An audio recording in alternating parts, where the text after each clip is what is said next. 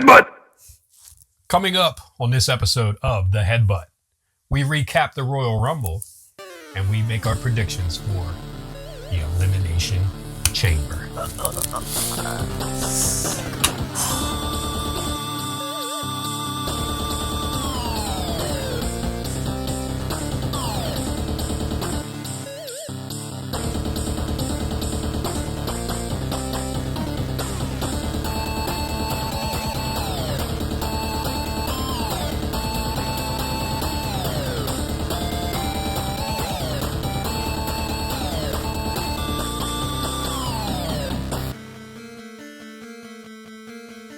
Welcome everybody to The Headbutt episode 17. This is our Elimination Chamber 2026 prediction episode, and we have a new Pick'ems champion. I'm Steve, this is Remy by the way, and he has officially handed over for the first time in Headbutt history a new Pick'ems champ. Clean sweep him. Felt good. Hey, this might be very short-lived, right? Like Elimination Chamber. After the chamber, I could be giving this right back. Yeah, you are. So we'll snap that into place. Feels good. Feels good being champ. Shut up. Elimination Chamber in Chicago, held at the United Center, the first time in 29 years. Now, it's not the first time they've been in Chicago for 29 years, but the first time at the United Center. And you may be asking why I'm wearing this shirt. It's a SummerSlam shirt. Why are you wearing a SummerSlam shirt, Steve? This is the Elimination Chamber. Well, fun fact that I found out, the very first event held at the United Center when it opened in 1994 was SummerSlam 94. I thought that was pretty cool. So they're back in Chicago, home of who? CM Punk. Before we get into the Elimination Chamber, we need to talk about something. Oh, God. The Vision. They died. Yeah, they cooked. Yep. Is this it? Yep. Oh, boy, do I got some news for you. Oh, no. First off, if you were booking, I know I'm catching you off guard a little bit here, but if you were booking for the WWE, what would you do with the Vision right now? I would do Usos versus Vision. World Tag Titles. It's funny you say that because if I was booking, I actually wrote it down, I would book Austin Theory and Logan Paul to win the tag team titles and just run the tag team division until somebody can come back. But I don't think they're going to go that route. I'm hearing rumors. One of the rumors, now this is from a website, this is just nobody talking here, but kind of a good point. You want some new guys in the Vision, right? Ethan Page, Ricky Saints called up to the Vision. Well, no, because I feel like on NXT, they're having like a little mini faction with like Ricky, Ethan. When you have to call an audible, you call the audible. And an entire Vanity Project. Yeah, I get it. The only way, like, I get it. The Vanity Project has like all the gold. The Evolve title, the new NXT Tag Team Champions. I just don't see what you do with the Vanity Project other than the belts. Like, I feel like having Ricky and Ethan there gives them, like, a story perspective of, like, hey, they're young guys. All they want is for themselves to be successful. So you can have that being, like, hey, they're going to turn on these guys, turning them babyface, or, like, vice versa. You can just keep running this faction until they get more I'm completely all right with that, to be honest with you. Speaking of the Vanity Project, I'm not really into NXT too much. I do watch the highlights the next day. I don't usually catch the whole broadcast. Dude from Vanity Project with the bowl cut, I love it. I freaking love it. In the 80s, 90s, I would have hated that. But I love this because nobody else has that hair. And I've always loved a wrestler whose hair flops when they're selling. Because it sells like 10 times more. You see the hair shake when they're like taking punches. And it's perfect. I love it. No, but the one person that I don't like it when their hair flops or whatever is CM Punk. Like, for me, it just...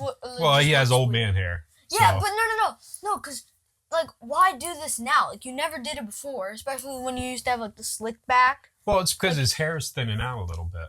But, like... He's getting old. Oh my But I know what you're saying because when I was younger, anybody with like hair that flopped, I hated him. Like I hated Ric Flair and his white hair, but you were supposed to hate him. Like that was part of the gig. And this kid with the bowl cut, because nobody else has it. I'm thinking like, man, in an era where we all see the same haircuts like across the board, this guy's got original hair, and I love it. I love it. Just a side note. What's his name by the way? We'll throw him up here. We'll figure it out and throw him up here. Give him a little bit of credit. But I got something to show you. Now, before we show Remy this clip, I want to talk about Bronson Reed hurting his arm. It didn't even look bad. It didn't even look like he got hurt. But they wouldn't fake an injury, right? Because they already did that whole deal with Seth Rollins faking the injury. You know what I mean? And he wasn't acting like he was fake. Right. But didn't you say you think he was probably going to win that match? Yeah, no, he was supposed to. I know it. Oh. Jay was like mad or whatever. Jay was like, like when the referee held up his hand, he was like, yeah, because he knows they're just going to use him to get beat at Elimination Chamber. Like he's just going to be a pawn. Yeah, he's not supposed to be in there. Now, staying on the topic of the Vision. Okay. And she's an absolute warrior with everything that she's been through. Oh, wow. I'm not going to say who that is. That is actually nuts. Can I say who that was? Sure. So we just looked at the phone, and Paul Heyman has just texted.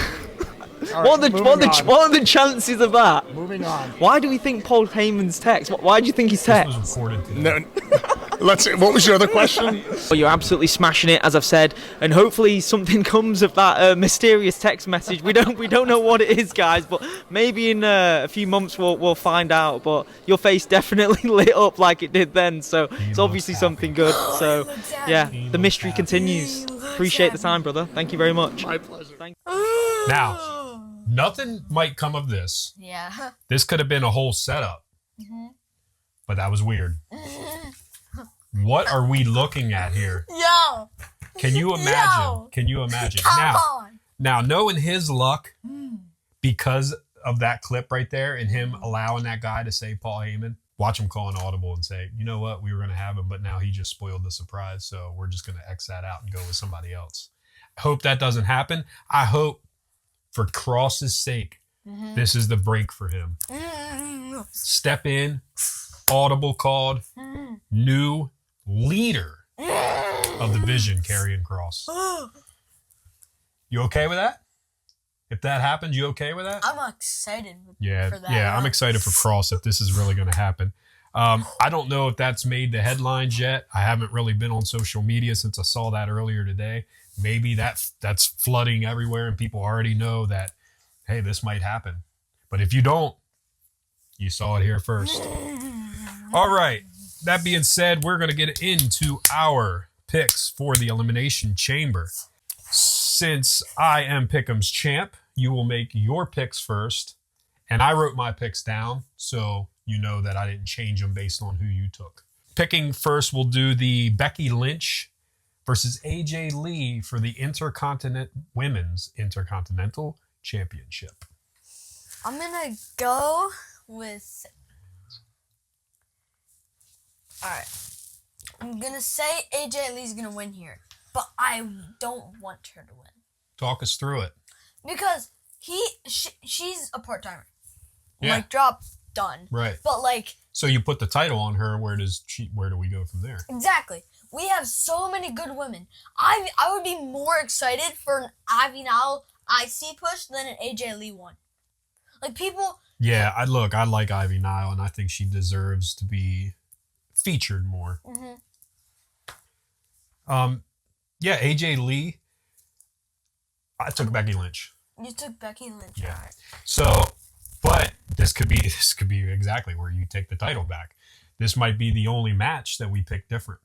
The reason I took Becky is because that's exactly why. AJ's a part-timer, so I don't see it. We're going to move on to the men's Elimination Chamber match.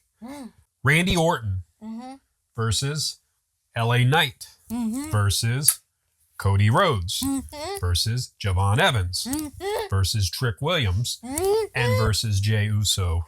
So I do have my pick written down. I'm not super confident about it. Who do you think is going to win this match?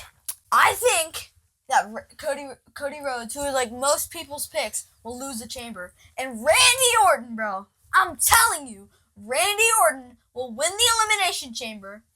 But you know where I'm going with this. Ha, I stole your pick. Jacob, Drew, Randy, Cody. I don't care anymore. This is probably the dumbest thing I could probably do. I just want to see Randy Orton and Cody Rhodes in the same match. That's not I'm your best friend. I want to see them fight. Done. Well, we might see that in the chamber. Sure.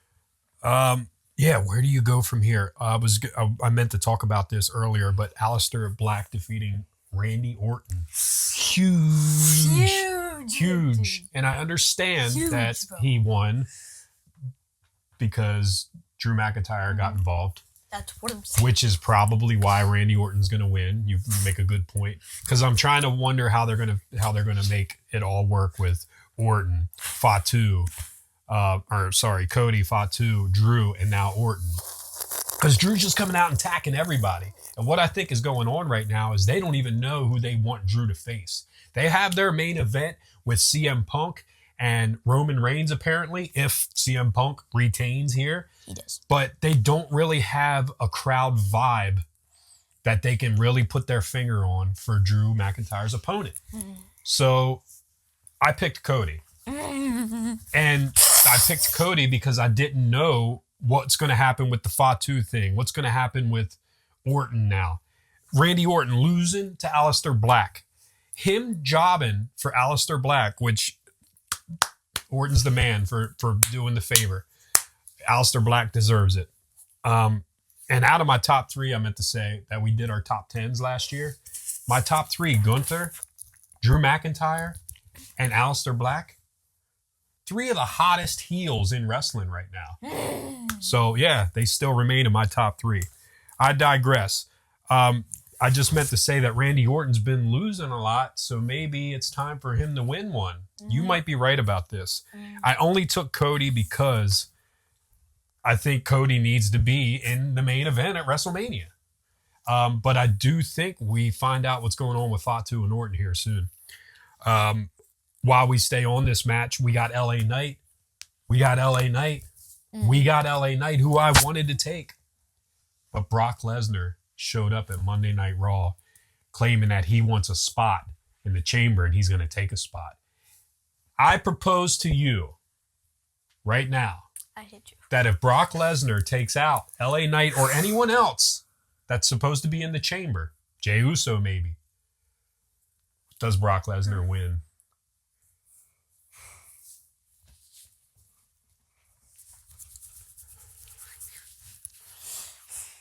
I was going to say we'd get a point for this, but I think if we both took Lesnar, it would void it out anyway.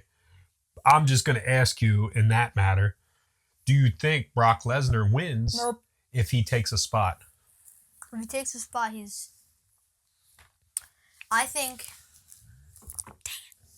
No, he's not winning. No. I'm not. I could see him.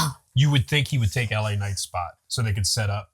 Because I'm hearing it's might be LA Knight, Brock Lesnar at WrestleMania. If it's LA Knight versus freaking Brock Lesnar at Mania, I'm sending hopes and prayers, just like I do to the Finn Balor fans. I'm sending hopes and prayers that LA Knight fans like watching TNA, because if it's LA Knight versus Brock at Mania, he's done. They're just burying him. He's dead. Yeah, well... Maybe one BFT, Brock no sells the F5. Goodbye. Back to TNA. Yeah, so I think with everyone saying, or from what I'm seeing, it's the Brock Lesnar, LA Knight possible WrestleMania match, stemming from LA Knight eliminating, with Cody, Brock Lesnar at the Royal Rumble. Yeah, I think Brock Lesnar could get rid of somebody like Jey Uso, and then LA Knight and Cody put down Brock in the chamber. LA Knight gets the pin on him. Brock freaks out on Raw. Decimates LA Knight, he's just toast. He's cooked. He's mad as hell. He wants his revenge, leading up to a match at WrestleMania. Yeah. Is this the match they want to use to skyrocket LA Knight to the moon? No. He beats Brock at WrestleMania? He's not beating Brock. That's what I'm saying. Can you picture him beating Brock Lesnar? No, nobody can. So think about it. If he wins, how are you going to feel about it? Are you just going to be like, oh, they did this for him? Because that's what it's going to feel like. Everyone in their right mind knows Brock would beat LA Knight. And Brock's not jobbing tonight. He'll be like, I could see him doing the favor for Knight. But it's going to, what I'm saying is, if Knight wins, it's going to look like this was WWE's favor to him. This is them trying to push him, which in turn makes people not start to not like you. It takes away your fan base. And this, I'm sorry to get on a soapbox here, but this is why Triple H and Vince McMahon are polar opposites. I like some of Triple H and what he has done, but Vince was a mastermind when it came to making stars. tell Roman Reigns that. Vince is the one that made him. No. Vince was the one that was pushing Roman for so long. Yeah, no one accepted it. Right. Accepted And it. they finally did. They finally did because he was the best person to have. The only people you had were a supernatural character and Braun They Strowman. finally did because he turned heel. When you got a face that you're trying to push and people are pushing back against it, you make him heel, and then they'll start to love him. No. Vince was the man. No, he was not. We're going to dedicate an episode and break down Vince versus Triple H booking. Their bests and their worsts. Let's move on to the women's Elimination Chamber match. Dude, I want Asuka to win so bad, but she's not. We know that. Asuka's won. I think Bianca's won 2 Elimination Chambers. I was looking back at some of the history. Drew McIntyre has won 2 Elimination Chambers. I forgot all about that. I think they're the only 2 that's won 2. Asuka has won 1, which I don't think she's going to win her second one here. I don't think. I'll let you take it. You tell me who you Who think's is going to in win. the chamber? I'm sorry. We got Tiffany Stratton, Rhea Ripley, Alexa Bliss, Asuka, Kiana James, and Raquel Rodriguez. I'm going to say Tiffany Stratton. Because they don't want to do because I don't feel like WWE. I don't think WWE has the guts to just have her lose her title the way she did and not have her get a rematch that's 10 times better than both of their first matches combined. He said it for me. I picked Tiffany Stratton too. We're looking at Stephanie Vaquer versus Liv Morgan. That's the match for WrestleMania. So we can already see that from here. So Jade Cargill does not have an opponent. And looking at all these names, Tiffany Stratton fits the best because she needs that rematch. And they had a banger of a match. I'm not going to lie. They did. But Jade kind of worked her, did her thing. Now you have Jordan Grace kind of in the picture, beefing with Jade Cargill right now. You have Charlotte Flair, who you go ahead and tell me that wasn't a shoot. You go ahead and tell me that wasn't a shoot when she got in Charlotte's face during her entrance. Yeah, because Jade, I think, was supposed to have the face off, right? Stare at her. But then Charlotte, kind of dismissed her. Jade didn't like that. She came back. I don't think she was supposed to come back because when she came back, that's when you could see Charlotte got real pissed. So let's build that up. I want to see Charlotte versus Jade. So we both got Tiffany Stratton for that match. Let's move on to our main event. CM Punk in the heartland of Chicago against Finn Balor, who they fought in his heartland, and CM Punk won. Does Finn Balor get his revenge in Chicago? Look, I would love nothing more than to see Finn Balor win. We both know CM Punk's going to win. But how glorious would it be? Even if Punk won it back on Raw, I would just love to see it happen. Just give us that shock value. That would be awesome. You got Punk, right? Yeah. Look, and you know what's messed up? In a different time, 10 years ago, we're not laughing at that. Yeah. Sad. Like that's very possible if Finn Balor beats CM Punk. But it's where they're at right now. And I think that face-off with Roman and CM Punk, the fans were ready for it. So you can't take that away now. That's already like set in stone for WrestleMania. He said, I picked you because I hate you. Yeah, the only way Finn Balor wins a world title again is if he brings out his inner demon. He's winning. I think he's going to fight Dom. So to prove that I took them, there's my picks. Also, if Drew and Fatu actually happens to happen at Chamber, because I think they might add a match. Only 4 matches. Looking back at history, there's been at least 5 or 6 matches at Chambers. Yeah, but let's just say they do fight. Who do you pick? If they fight, got Drew.